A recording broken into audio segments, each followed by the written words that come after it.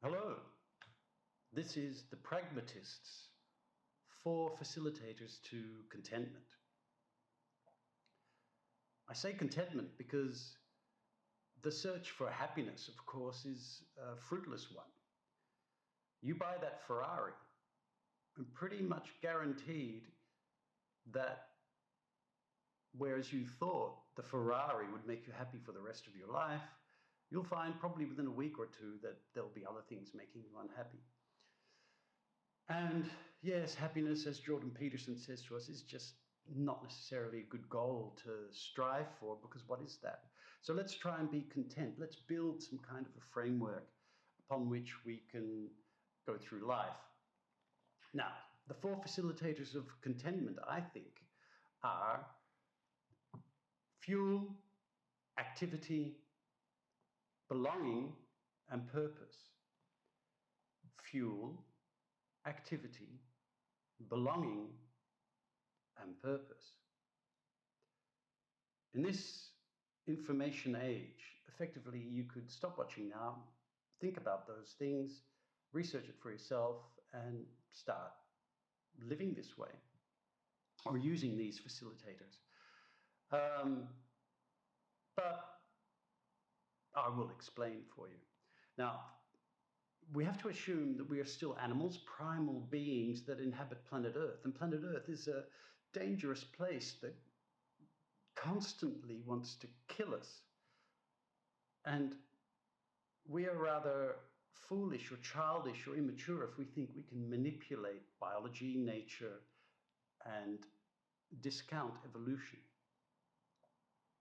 And that's the basis upon which these 4 facilitators to contentment are built upon.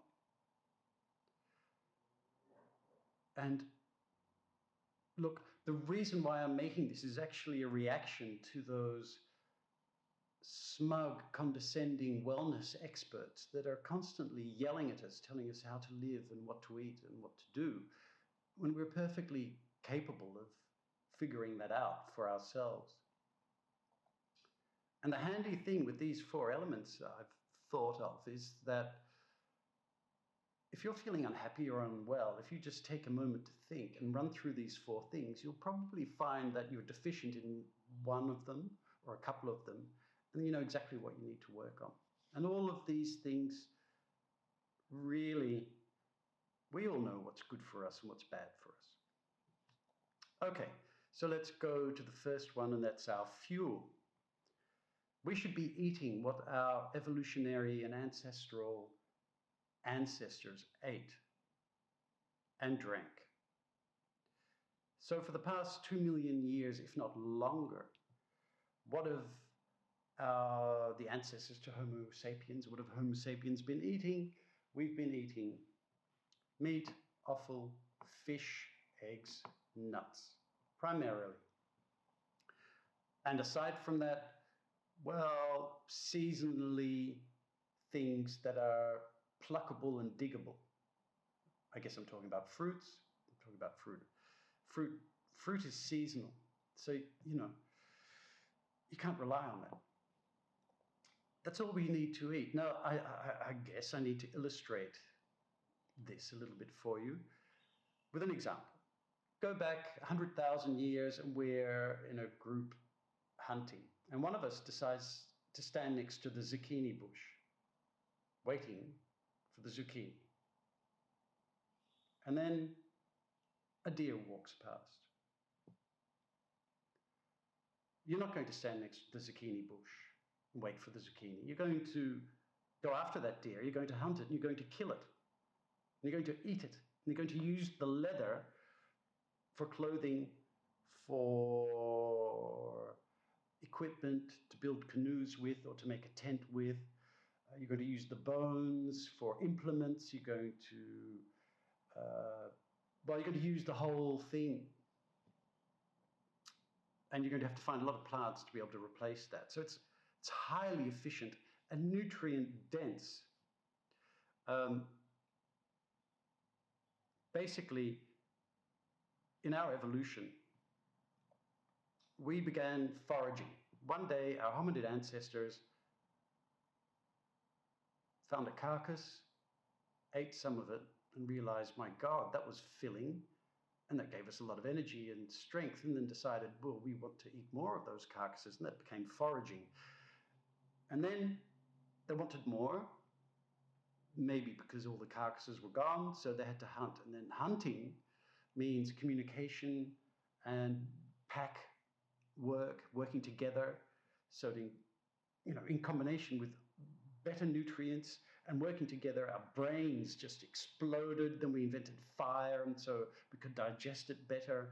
And then we found, well, man, this is the way to go. And so our whole evolution was based around passing on genes of the best communicators, the best, people that could work together in a team, and that's became us. And then we got too good at it, and basically there was no room left. If you went down that valley, you get killed, so you couldn't hunt there. If you went over to that valley, you'd get killed because you couldn't hunt there. So we developed herding, and that was still all right. And then from herding, of course, came agriculture. And agriculture was really what led to our major decline in health, because what did the poor people have to eat then? Bread and porridge. Meanwhile, the landowners, the aristocrats, were still hunting, and they were eating meat and so on. So effectively, you don't want to eat bread and porridge and that kind of thing. You don't really want to eat dairy either. I mean, you're not a baby, are you? You don't want chronic inflammation and sugar and carbs and so on. That leads to obesity and diabetes and all the horrible things that go along with that. So avoid that. Just eat simple, essential nutrients. And if you're really adventurous, you can try fasting. So that would mean you just eat 2 meals at 11 and 6. And you'll be vital and healthy and fantastic. So that brings us to number 2, which is activity. Our ancestors thrived by moving all the time, every day. So move your body through space every day. Essentially, if you weren't athletic and capable of moving, you died.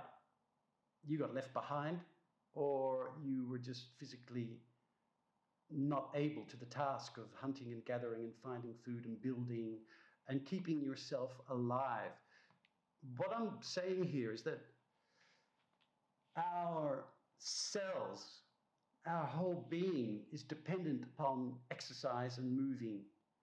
And so do it. And do whatever you feel you need to do. So if you want to go be a runner, be a runner. If you want to walk, walk. If you want to garden, tennis, whatever it is, move or mix it up. Maybe do some endurance work, maybe lift some heavy things. Oh my God, lifting weights, lifting heavy things is so fantastic. It makes you strong. You want to be able to fight. You don't want to be in sloth mode. You want to be in survival mode. Some nutritionists will tell you not to have a low body fat because you'll be in survival mode. Well, I'd rather be in survival mode than into sloth mode. So exercise a lot. A great benefit of exercising and lifting weights is it makes you sexy. I stuttered on that, but it makes you sexy. When you look good, you have a naturally increased libido. We all want to be adored. So, exercise and you'll be sexy and hopefully you'll be adored. The flip side, of course, is you do need to take time off and rest. Sleep well, take a day off, and just relax and smell the roses. Going back to our primal ancestors, if you stopped moving, you died. In relation to hunting, we had to work together. We relied on each other. The whole clan and the village relied on each other.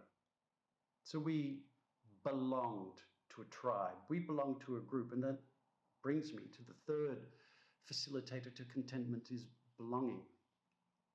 Human beings, we are social, group-orientated animals. Belonging to a group instinctively provides safety and amongst other things, it increases the speed at which we accomplish things, and yeah, it helps us to laugh and share stories and so on. So you need to belong to a group, whether it's a club or a team or a movement, or essentially it's your family, your extended family, then maybe your clan. Your clan then becomes your city, your state, your nation. But then you belong to something. And forgive me, because I've made some notes, because I want to film this in one go, but I also don't want to forget things. And I don't want to be reading from a script too much. But I want to go back to foraging and hunting, because that made us, or increased our reliance on being in a group. Because if you're going hunting, you have to plan, you have to communicate, and figure out a strategy. And so you need, group interaction. And with increased nutrients, an increased amount of hunting, our brain size exploded, and we got better and better and better at communication and group interaction and being successful. And our bodies changed because we were hunter-gatherers and we were eating meat and invented fire and all of that. So, you want to be happy, belong to some kind of a group and go out of your way to belong to a group. And then now, number 4, which is have a purpose. Why are we here? Why are you here? How are you going to keep yourself busy every day? Because it's a bit of a cliche, but busy people are happy people. And there is a saying in business: if you want to get something done, give it to a busy person. They become efficient, and it also makes you feel rewarded for having that time off and relaxing. So you've just got to do something. I mean, have a purpose every day when you get up, write it down, think about what you're doing, and then achieve it and tick it off. You've achieved something. It's not, it's not that hard. And having a purpose, you could initially decide, well, my purpose is to exercise, to do a workout, and think about what I'm going to eat. And that's fine. That's your purpose. That will keep you going. That certainly involves a lot of brain work to figure this out. But one day you will basically know how to exercise, and you'll know what to eat, and that won't be a purpose anymore. So then you have to think of something else to do. And that's why people garden so happily, because it gives them a purpose every day. That's what people are doing. We're all, running around doing things because we want to be busy. So, have a purpose. It's the best thing you can do in life. Now, again, contentment is based on, I think, your fuel, your activity, belonging, and having a purpose. Now, you can run through these things every day, or a month, or a year, and give your life some direction and good health. Having said all that, you need to package these 4 things in patience, discipline, and risk. Patience, because Rome wasn't built in a day. It's true. You just have to accept that. Discipline, because you have to repeat things. You have to apply yourself. You have to think. You just have to be pragmatic and stoical about getting this done. And risk. Risk is crucial to being a human being, as opposed to stress. Risk is stimulating. Why do you think there are so many adrenaline junkies out there? When you overcome something dangerous, you feel fantastic. That's why people love playing contact sports, or, paragliding or parachuting or I guess riding a motorcycle is also pretty risky. But it's a primal feeling. And, you know, we all know that if you want to change, you're going to have to take a risk. You're going to have to feel uncomfortable.